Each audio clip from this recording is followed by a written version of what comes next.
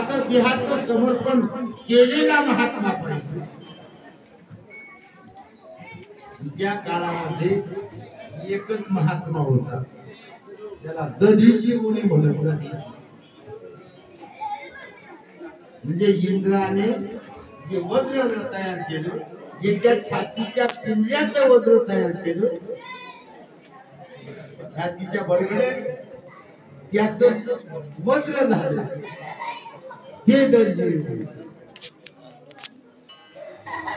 त्यांना आणल्याशिवाय यज्ञ पूर्ण होणार नव्हता. राजसूय म्हणून अर्जुनाने स्वतः जाऊन कृष्णाने सांगितलं घेऊन या. अर्जुन गेला तिथे, मी पाया पडला, दर्शन घेतलं. तर हे शेती करीत होते, शेतकरी होते, शेती करीत होते, धान्य पिकवित होते. नामाचं चिंतन बंद होतं रात्रंदिवस. निशिदिनी हाची धंदा, गोविंदाचे पोवाडे. अशा पद्धतीनं गोविंदाचे पोवाडे रात्रंदिवस चालू होते. तिथं दधीजी मुनीच्या जवळ अर्जुन गेला, दंडवत घातले. म्हणजे महाराज, आमच्याकडे तुम्हाला आमंत्रण आहे, आमच्याकडे या, आमच्याकडे राजसूय चालू. दधीजी मुनी सांगितलं, कितवा राजसूय नाही? म्हणले पहिलाच. म्हणले मी पहिल्या यज्ञाला येत नाही. बरीच महाराज मंडळी पहिल्या दिवसाचा कार्यक्रम येत नाही.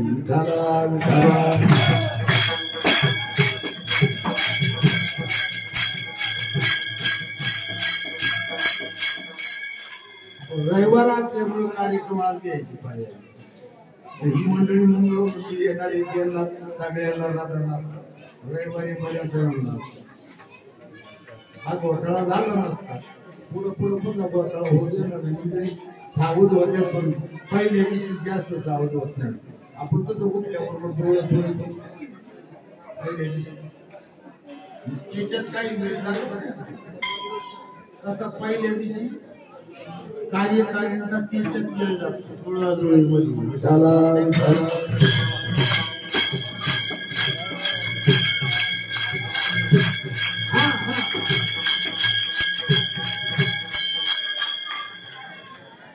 अर्जुनाला सांगितलं मी येणार नाही ना. आणि राज ते जर आले नाही तर राजसूय पूर्ण होणार नव्हता. म्हणून अर्जुन पाठीमागे आला. आणि पाठीमागे आल्यानंतर सांगितलं दधीजी मुनी काही येत नाही. म्हणजे आपला राजसूय पूर्ण होणार नाही. घोड्यावर गेलेला हे ऐकल्यानंतर द्रौपदी म्हणजे थांबा, मी जाते.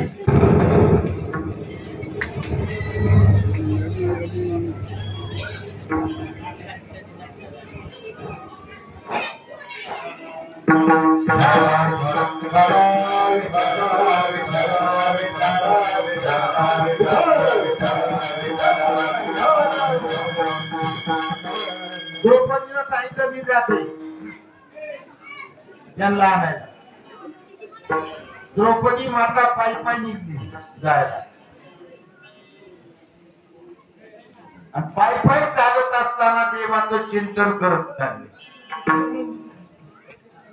तिथं गेली आणि दंडवत घातले आणि सांगितलं महाराज आमच्या यज्ञाला तुम्ही चला. द्रौपदीला किती विचारलं कितवा यज्ञ?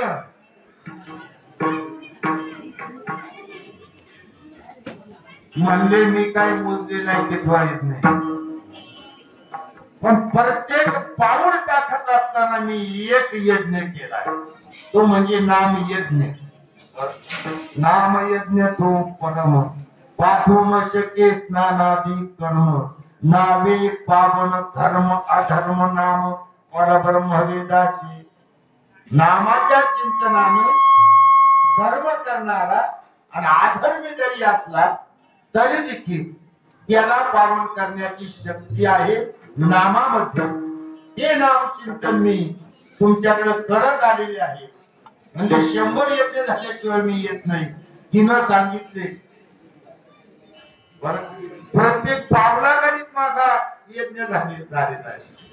100 काढून घ्या आणि बाकीचे माझे मला द्या. म्हणजे काम करत असताना कर्म करत असताना जर चिंतन केलं, वाटचालीमध्ये चिंतन जर केलं तर शास्त्र सांगते नाम घेता वाट चाली यज्ञ पावला पावली. यज्ञ पावला पावला गणित काढल्याशिवाय राहत नाही. ज्याप्रमाणे दधीची मुनींना आणण्यासाठी ते यज्ञाचा वापर करण्यात आला, एवढं सामर्थ्य नामस्मरणामध्ये आहे. म्हणून आपण जातो पहिलं नामाच्या चिंताने प्रगट पथा, नामाच्या चिंताने प्रगट पथा, नामाच्या चिंताने प्रगट पथा, नामाच्या चिंताने प्रगट पथा, नामाच्या चिंताने प्रगट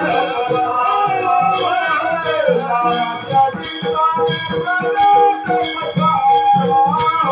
नामाच्या चिंताने प्रगट पथा, नामाच्या चिंताने प्रगट पथा, नामाच्या चिंताने प्रगट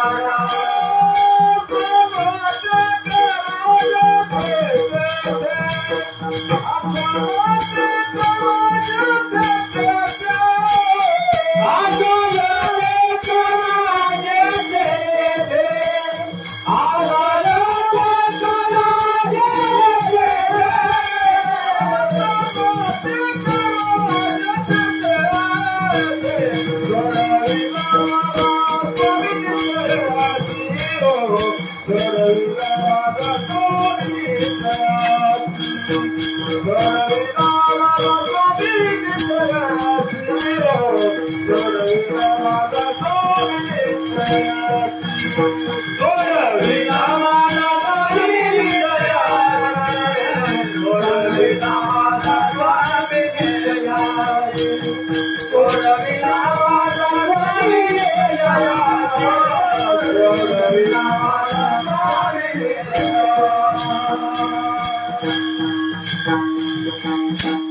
नामाचे चिंतन प्रकट होताना आसाल ते करा. जिथे तुम्ही जिथं असाल तिथं करा. त्याला बंधन नाही. नाम यज्ञ आता आहे, त्याला स्नान करायची गरज नाही, तोंड धुवायची देखील गरज नाही. महाराज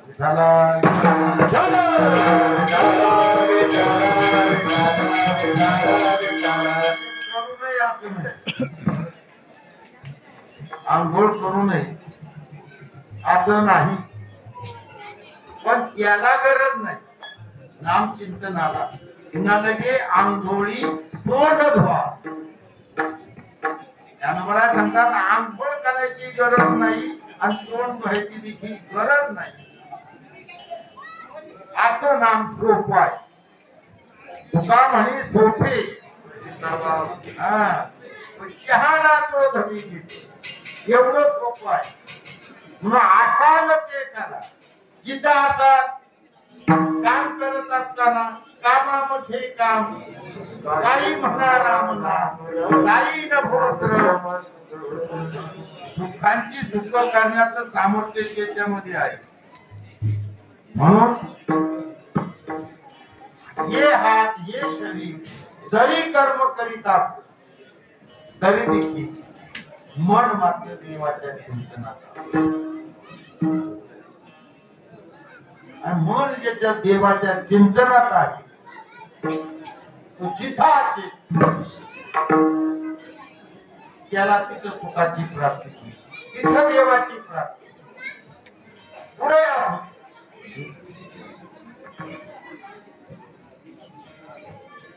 तो ज्या क्षणाला असेल त्या ठिकाणी त्याला ती फलप्राप्ती प्राप्त होईल. पण एक गोष्ट आहे, आपण मनापासून ध्यान केलं. गोविंद गोविंद मना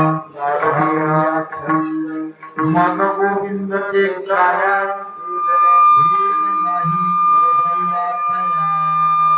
देवाला देवाचा त्याच्यात भेद राहत नाही. पण मन उन्मत्त कशाला गेलं. आनंदले मन आणि प्रेमे पाझरती लोचन. डोळ्याला धार यायला पाहिजे. धारदार वारकरी बनला पाहिजे. धारदार. आता धारदार वारकरी जर बनला तर त्याच्यासाठी देव आल्याशिवाय राहत नाही.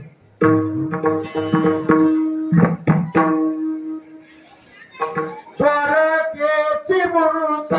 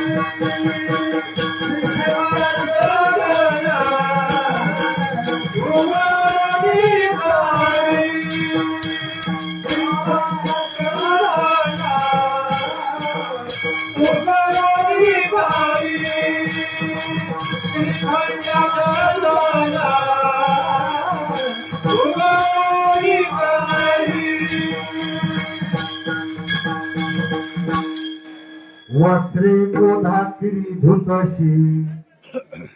36 वर्ष सेवा केली देवानं. नाथाची एक नाथाची 3 तप 36 वर्ष. एवढं सामर्थ्य नाथांचं प्राप्त झालं होतं. एवढं चिंतन त्यांचं झालं होतं. न सांगता सांगून नाही. बरीच मंडळी सांगून काम करणारी आहे. काही सांगूनही करणारी नाही. काही वाढाव कामी, काही सांग कामी.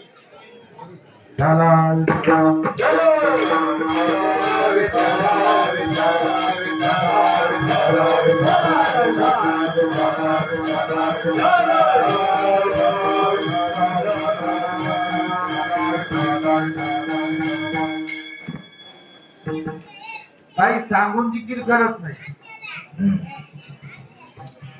एकीचं नवीन लग्न झालं होतं. सासूबाईला वाटलं पाण्याला कसं लावा, त्यावेळेस सांगून पाणी आणायचं. मग सासूबाई म्हणली, ये मा तू घरात बस, पाणी घेऊन येते. पण दूध आल्यावर तू ठेवलेले बाजूला गार करायला लक्ष दे. माणसं पिलू यायला बसलेले तर माणसं यायला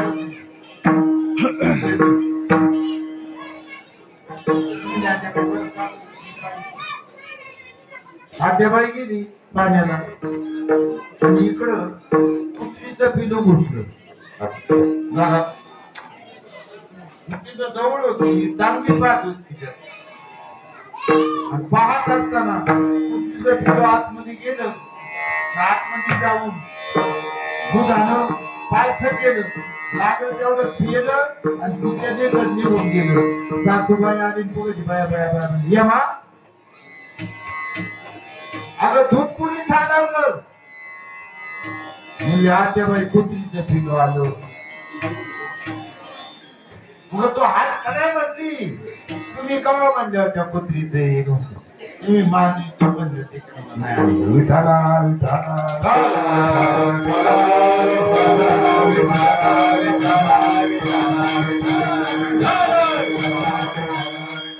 आताच कळत नाहीत. मग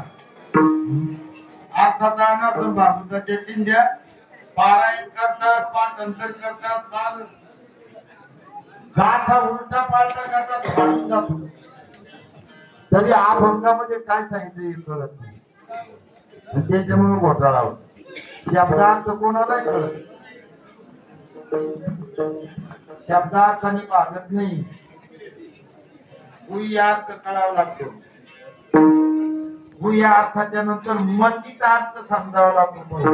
संतांना काय मतीत आहे, याच्यातून काय अपेक्षित आहे ते कळावं लागते.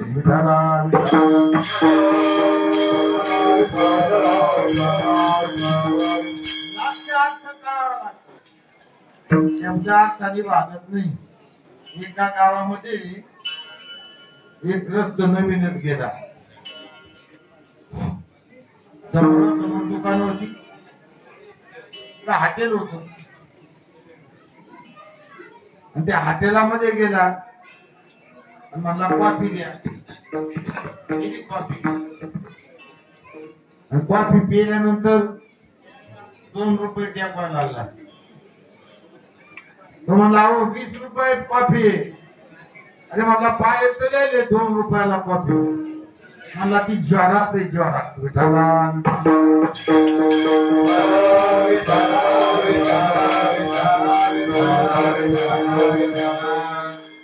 ज्वाराचं दुकान होतं, ते जेवढे 2 रुपयात कॉफी. त्याला वाटलं तेच कॉफी 2 रुपयाला. विठाला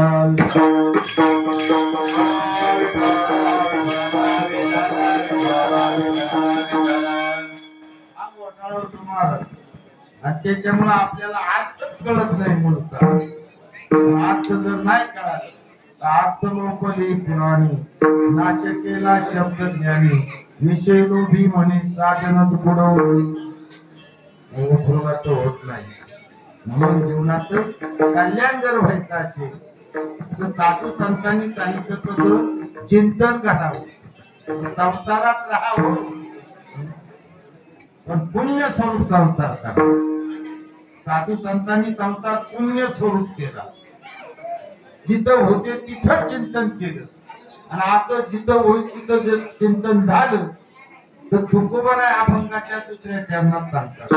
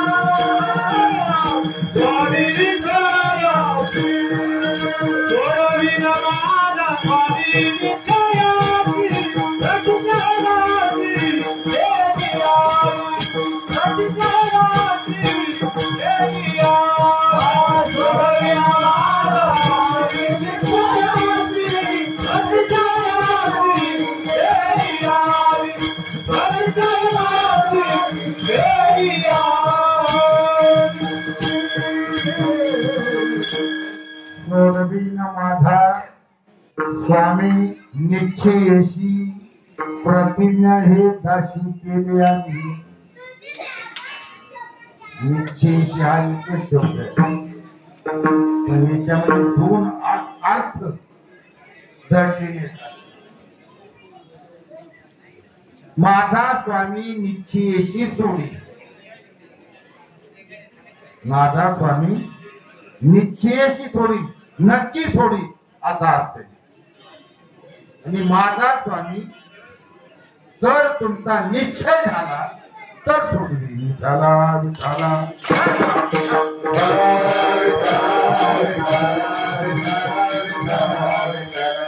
नाम चिंतन करत असं निश्चय नसत तर सोडवणार नाही. निश्चय थोडी पण निश्चय असला तर, निश्चय नसला तर निश्चित सोडवणार नाही.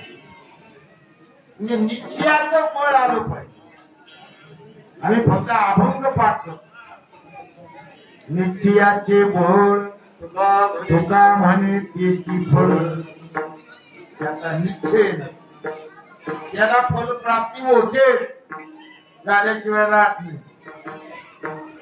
नक्की त्याला सोडून निश्चयाने निश्चय ठेवा. निश्चय झाला, नामाचा निश्चय झाला पाहिजे अंतःकरणात. दुसऱ्याला सांगणं फार सोपं आहे. बोल बोलता वाटी सोपी करणी करता तीर कापी. तुका म्हणे सोय व्हावे ते आपण तरीच महिमाने पहिला आपण वाहत मग सांगावं, मग सांगायचा अधिकारी होतो. आपण जर तसे झाला नसा, आपला जर निश्चय झालेला नसत तर देव सोडवायला मोकळा नाही. मगाशी मी सांगितलं आपण गुजर प्रपंचात विषयाचे तमसुख वेगळाची बाब आभ्राची सावली जाईल राया. विषय ओढी भुलले जीव त्यांची कोण करील किव नुपजे नारायणी भाव पाहुणी ठाव नरदेव. नरदेव प्राप्त झाला आणि विषयात गुंतलोय. किती गुंतलोय? मगाशी मी उदाहरण दिलं त्या पोराच्या पाठीमागून पुढं माझ्या कोहमत्या अर्धा दृष्टांत सांगितलं. अर्धा राहिला. माणसाला शेंबूड आवडत नाही. झाला ना शेंबूड तो शिकारल्याशिवाय राहत नाही. शेंबूड पण नसतो असं नाही. प्रत्येकाला ज्याला नाक आहे त्याला शेंबूड आहे. कमी जास्त प्रमाणात असतो.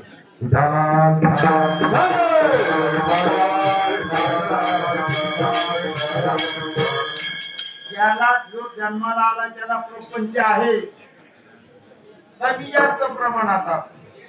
कोणाचा मोठा कोणाचा छोटा पण प्रपंचामध्ये आहार निद्रा भय आणि मैथून या चार क्रिया सगळ्यांना सारख्या. डुकरापासून ब्रह्मदेवापर्यंत ह्या चारही क्रिया सारख्या. मनुष्य देहामध्ये फक्त एक श्रेष्ठता आहे. मनुष्य देहीचे ज्ञान अधिक दान. मनुष्य देहाचं ज्ञान श्रेष्ठ आहे.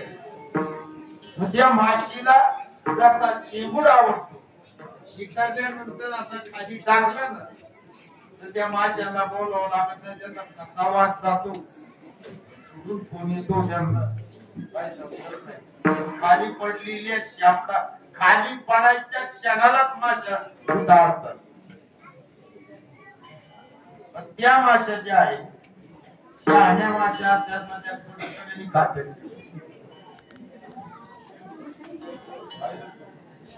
शहाण्या माशा त्या कडकडीने शेंबूड खातात काही माणसं अशा विचित्र आहेत मला शेंबूड दिसला का जमत येत नाही डायरेक्ट मध्ये उडी टाकते त्या मध्ये उड्या टाकतात त्या खायचं विसरून जातात का तर त्यांचे पंख होऊन जाते पंख